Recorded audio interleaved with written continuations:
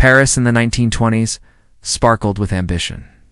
Jazz echoed from gold coins clinked in champagne bars. Mid the glamour lurked a master of deception. His name was Victor Lustig. He was born in Austria-Hungary in 1890, fluent in several languages. Charming, educated, and coldly daring. He grew up fascinated by rich men and by how to take their money. As a teen, he conned his classmates. He rigged card games. He forged theater tickets. He escaped punishment with smiles. By his 20s, he toured Europe's casinos. He posed as a count. He wore tailored suits and silk ties. He carried fake banknotes tucked into real ones. He played the part of royalty. People believed him. He became known as the Count. He thrived during World War I, borders blurred. Money and fear changed hands fast. He scammed arms dealers. He sold phantom cargo ships. He disappeared before the contracts arrived. After the war, he moved to Paris. The city glittered with new fortunes. Old monuments seemed out of place, especially the Eiffel Tower. Built in 1889 as a temporary structure, many Parisians still disliked it. Newspapers mocked it as ugly. Maintenance costs soared. Rust crawled up its iron legs. The city quietly debated removing it. Lustig saw opportunity. He forged government stationery. He posed as a senior official. He claimed the French government planned to scrap the tower. He organized a secret meeting. He invited 5 leading scrap metal dealers. He booked a luxury hotel suite. He filled it with fake documents. He wore an elegant morning coat. He spoke of state secrecy. He warned of public backlash. He claimed only trusted bidders were invited. The dealers leaned closer. Their eyes glittered at the thought of 7,000 tons of iron. Lustig led them on a private tour of the tower. He walked with city papers in hand. He acted bored, like a man buried in duty. He whispered about bribes for smooth approvals. The dealers nodded knowingly. He baited their greed and pride. One bidder rose above the rest. Poisoned, a wealthy scrap merchant, new to the inner Paris elite, desperate to prove himself. He wanted the tower. Lustig played him masterfully. He feigned hesitation. He hinted at personal risk. Poison pressed harder. He offered a bribe for Lustig's discretion. Lustig accepted with reluctance. Poison paid handsomely, signed fake contracts, waited for delivery crews. Days passed. No one came. No iron was cut. No tower disappeared. Poison realized the truth. Shame gripped him. Stayed silent to avoid public ridicule. Lustig had predicted this. He knew victims hide their humiliation. He took the money and vanished to Austria. Read Paris newspapers daily. Smiled as none mentioned the scam. Police had no report to investigate. No one knew the Eiffel Tower had been sold. Lustig relaxed in luxury hotels. He bought fine cigars. He sipped aged cognac, but he was not finished. He returned to Paris weeks later.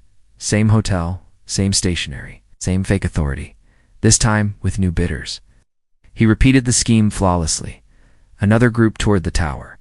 They whispered about bribes. They prepared bids. Lustig prepared to vanish again, this time forever. Victor Lustig walked away from Paris with a grin. He had sold the Eiffel Tower once, and no one had stopped him. But Victor wasn't done. He saw another chance, another group of scrap dealers, another pile of fake documents, another plan forming in his mind. He knew it was risky, but the thrill was worth it. He returned to Paris quietly.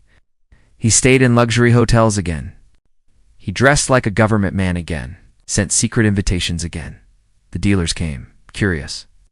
He gave them a polished speech. He showed forged government letters. He spoke of confidential demolition plans. He hinted at personal rewards for cooperation. They believed him. But one man grew suspicious. He thought Victor spoke too smoothly. He decided to check with officials. He uncovered the first scam. He saw Victor's face in old clippings. He went straight to the police. Police scrambled for Victor, but Victor was already gone. He escaped before arrest again, this time to the United States. He needed a new stage. America was perfect. New York buzzed with money. Chicago hummed with opportunity. Victor arrived with charm and suitcases, never slowed down. He studied the rich. He listened, smiled, and lied. He created the money box scam, a fake machine that printed bills. He demonstrated it with real cash. Victims saw money appear. They begged to buy the box. He sold them for thousands. By the time they learned, he was gone. He repeated it city to city. Newspapers whispered about him, but no one caught him. He kept changing names and accents, countries. Victor loved the chase. He scammed Wall Street brokers. He tricked hotel owners. He conned art dealers, charmed bankers. He never stayed long.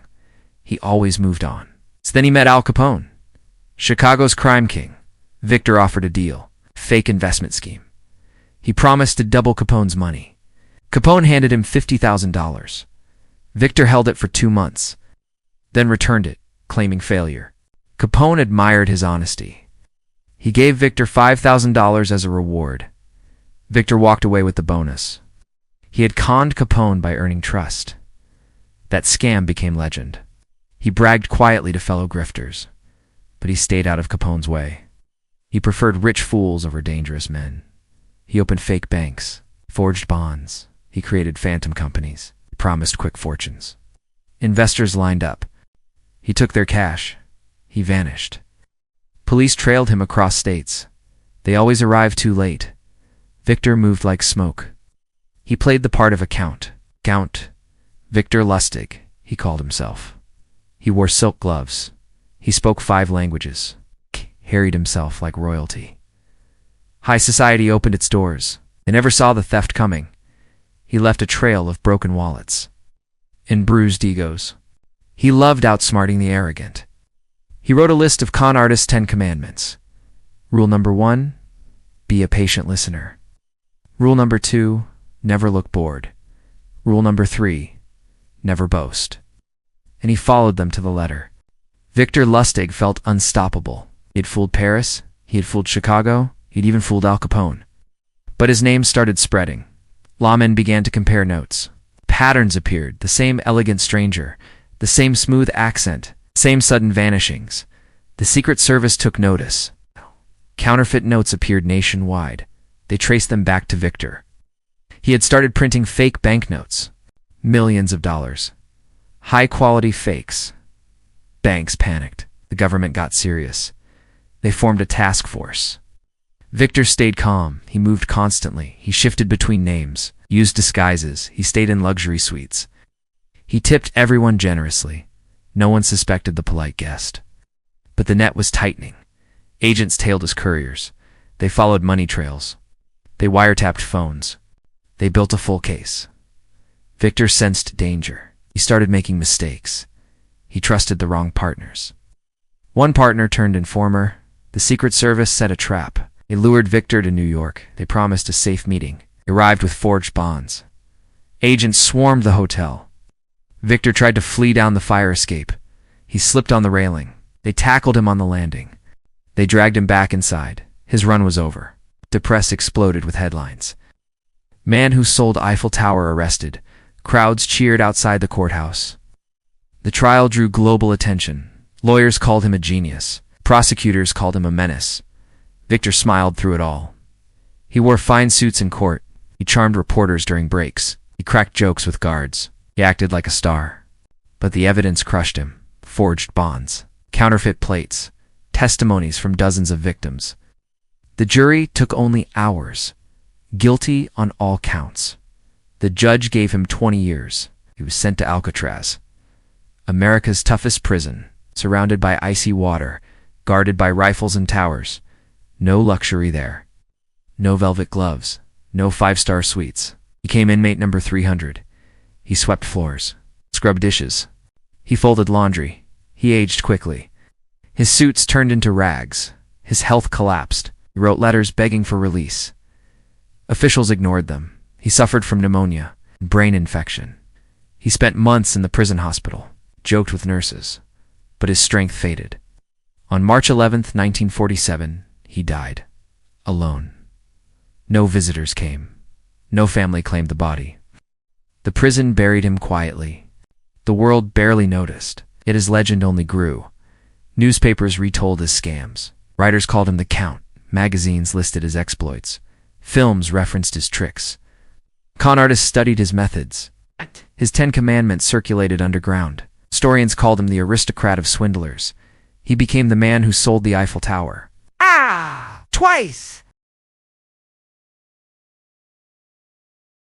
That's it for today's Forgotten Tale. If this story made you raise an eyebrow don't forget to like, subscribe, and ring that dusty little bell so you never miss another echo from the past. Drop it in the comments. We're always listening for new echoes. Got a weird bit of history you think we should cover? Until next time, keep your curiosity loud and your history weird.